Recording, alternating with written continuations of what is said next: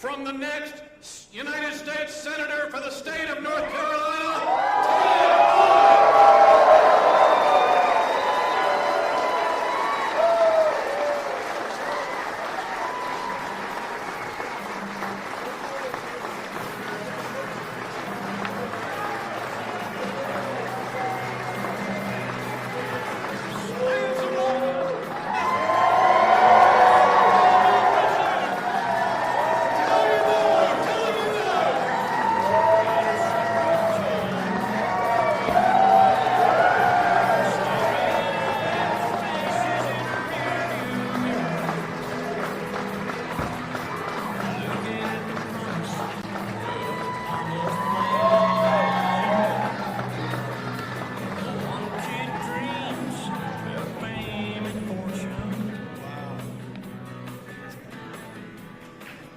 Wow. Well, Dan, I was listening to you, and we do like to go to bed early in Davie County. Look, I just want to thank my friend Dan Bishop. You know, Dan, you were my first endorsement, and I'm still honored to have your support. Lieutenant Governor Mark Robinson, you are a dear friend, and your support is humbling. I can't wait to watch you achieve even more in this great state of North Carolina.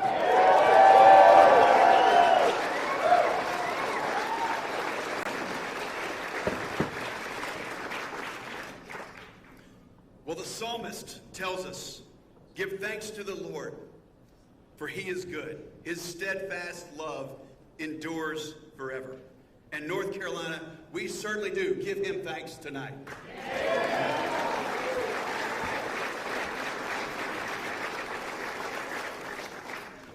So I want to begin by thanking my wonderful wife, Amy Kate, for her love,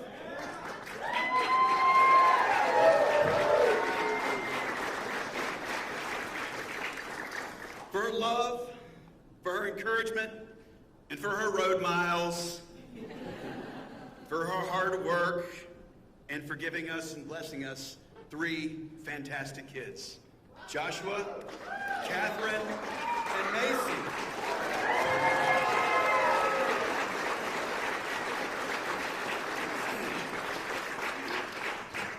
Well, you all have kept this primary fun, and you've kept me grounded, because when I get home, I get reminded that there are still dishes to do and trash to take out. So I'm eternally thankful that God has blessed me with such an amazing family. And that includes you, Mom and Dad. That includes my brothers and their wives, and my nephews and nieces and cousins and extended family. Many are here tonight. And I want to thank my friends and my neighbors, especially those who have known me for a long time. It's a joy to look around this room and to see so many familiar faces here tonight. We've always stood by each other, and I want you to know I treasure our friendships. I want to thank my campaign team and all the work of our volunteers and Bud crew chiefs in all 100 counties.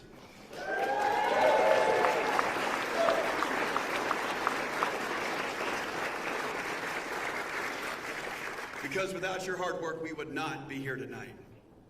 And friends, I want to thank President Donald J. Trump and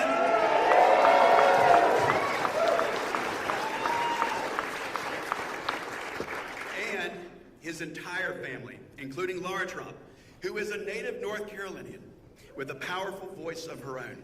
She and the president helped me back in 2018 when Nancy Pelosi targeted me in a tough Republican district. And then in 2020, we worked together to elect other Republicans up and down the ballot and across our state. So when President Trump endorsed me last June, he said this. He said, "Ted, I'm endorsing you because you never wavered on America First policies. That America First agenda, it led to historic job growth, wage growth, and prosperity for all Americans. And I pledge to my fellow North Carolinians, I will never waver when it comes to fighting for the forgotten men and women in this state and in this country."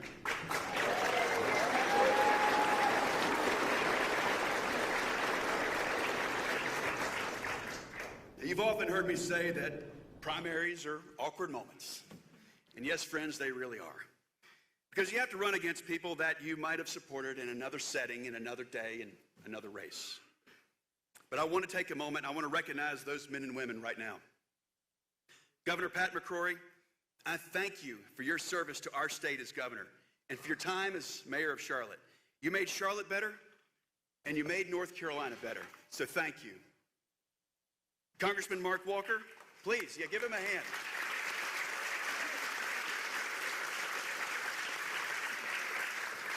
Congressman Mark Walker, you and Kelly were the first ones that Amy Kate and I reached out to in 2016 before I was ever sworn into office.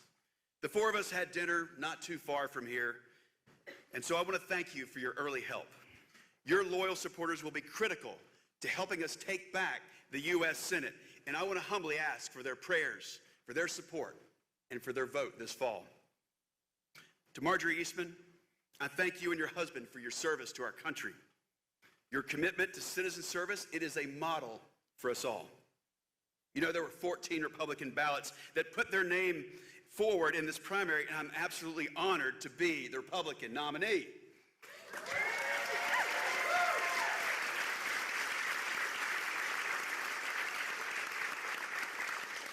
But now, we need to pull together, and we need to look to the real race in November. So I was glad to see that many of the events that we all participated in, each one of us took a unity pledge and we raised our hand to support the eventual winner of this primary.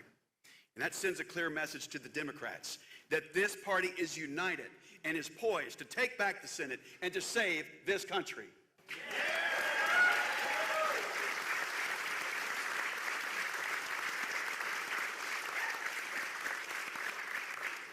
Early on in this campaign, I told my team that I wanted to visit each and every one of our state's 100 counties, not just the ones with the highest populations or with the big TV markets. Friends, I've just got a view of politics that a candidate needs to look voters in the eye and ask them for their vote. So that's what we did. Now, we got a little criticism, but our 100 county tour, it made me a better candidate and helped me fall deeper in love with the old North State. In every county I visited, I heard stories of high grocery costs, skyrocketing fuel prices, shortages of basic necessities like infant formula. I heard stories of families that have been ripped apart by deadly drugs like fentanyl. We know that fentanyl and other drugs came across a chaotic and open southern border. I heard about crime waves that turned safe neighborhoods into deadly battlefields. My friends, I'm sure all that chaos is completely unacceptable to you, and I want you to know that it is completely unacceptable to me.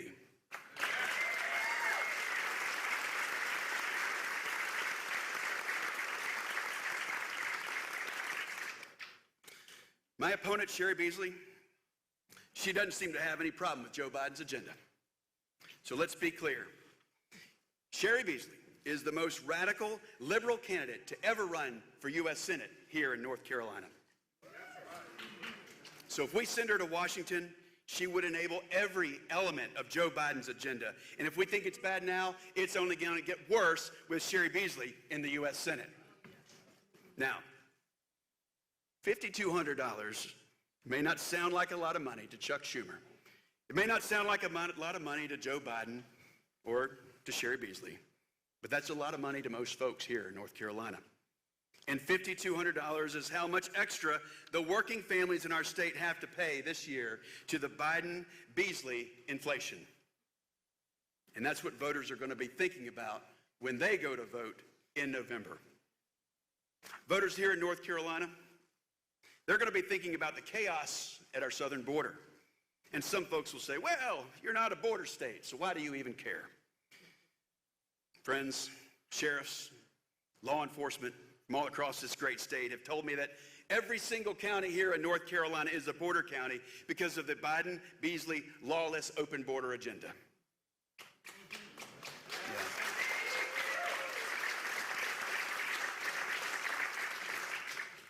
Deadly drugs are flooding in, human trafficking is increasing, and the cartels are trying to gain even more control of our borders. It's gotten so bad that Even my Democrat opponent is talking about it, but she's not holding Joe Biden accountable for his failures. And she won't hold him accountable in the U.S. Senate either. That's why working families are going to send a conservative fighter to hold Joe Biden accountable in November.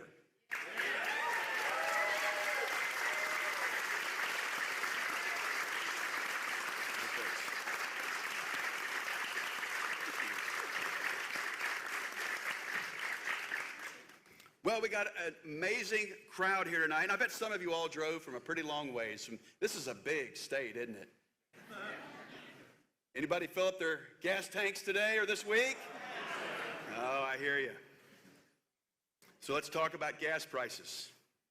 One of the first things Joe Biden did as president was to shut down domestic energy.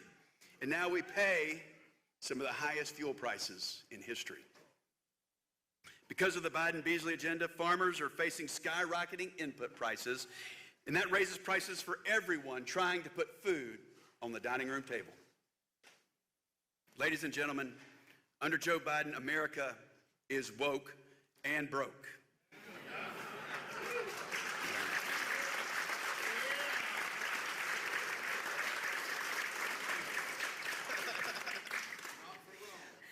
And Sherry Beasley would be nothing more than a rubber stamp for everything that is wrong with Joe Biden's woke and broke policies. So we need to put the brakes on this agenda for the sake of hardworking North Carolinians, and that's exactly what I'm going to do. I'm Ted Budd. I'm a small businessman. I'm a conservative fighter. I'm America First, and I am honored to be your Republican nominee for the United States Senate.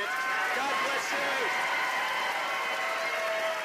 And may God bless the United States of America.